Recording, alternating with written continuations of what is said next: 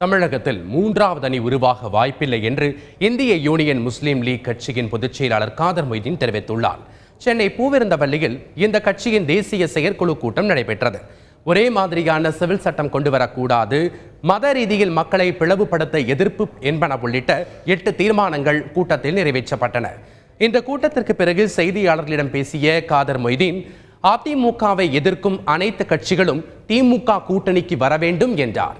அதிமுகவை திமுகவால் மட்டுமே எதிர்க்க முடியும் என்றும் தமிழகத்தில் மூன்றாவது அணி உருவாக வாய்ப்பில்லை என்றும் அவர் கூறியுள்ளார். அனைத்து இந்திய அண்ணா திராவிட முன்னேற்ற கழகத்தை எதிர்ப்பதாக சொல்லக்கூடிய எல்லா அரசியல் கட்சிகளும் உண்மையிலே எதிர்ப்பது உண்மையானால் ஓரணியில திரளணும். அந்த ஓரணியை திரளுவதற்கு அரசியல் ரீதியாக யார் தலைமையில் திரளணும்னு சொன்னால் திமுக தலைவர் தான் தமிழ்நாட்டில் திரள முடியும்.